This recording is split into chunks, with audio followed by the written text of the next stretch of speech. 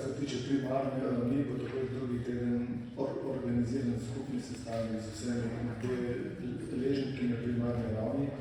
Imamo vse predloge, skušali bomo te predloge zmanjšati na tisto, kar je res najbolj glavno, in to bomo potem se poskušali implementirati, vreme seveda v sodelovanju z njimi.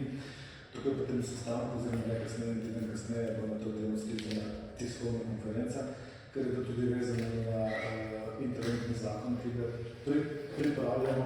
Skratka, takoj, ko bomo imeli objektivne in verodostojne ukrepe, ki jih lahko izpeljemo, bodo ti predstavljeni.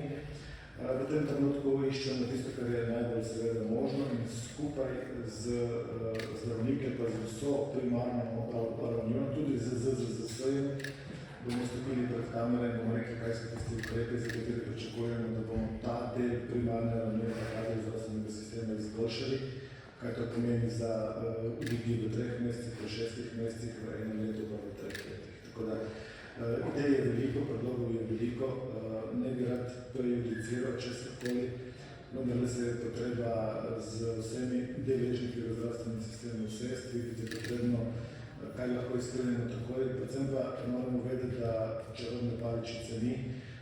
Ljudem daje upanje in reč, da bomo v 3 mesecih to zadevo uredili, bi bilo popolnoma nepošteno, nestrokovno in tudi nesmiselno, zato želimo imeti konkretne rešitve z časovnicami in jaz mislim, da bomo najkasneje v 2 tednih to tudi imeli.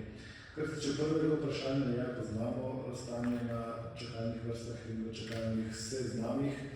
Tudi tukaj so predlogi, se usklajujemo, stvari bodo znane, najverjetneje bodo dobile ustanove navodilo, da te čakalne vrste prečiščijo.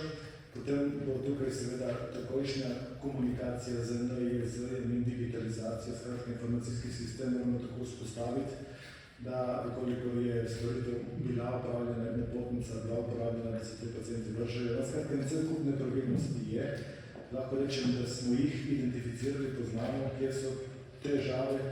Rešitev ni enostavno, zato ker je informacijski sistem tak, kot je. Te čakalne vrste se razlikujejo tako po podatkih ZZZS-ja, kot NIJZ-ja, kot NMZ. To moramo poenotiti in takoj, ko bomo to naredili, bomo vedeli, kakšno je objektivno stanje. Tudi tukaj mislim, da bomo do konca imeli rešitev in bomo porodili, da lahko delali po nekih objektivnih čakalnih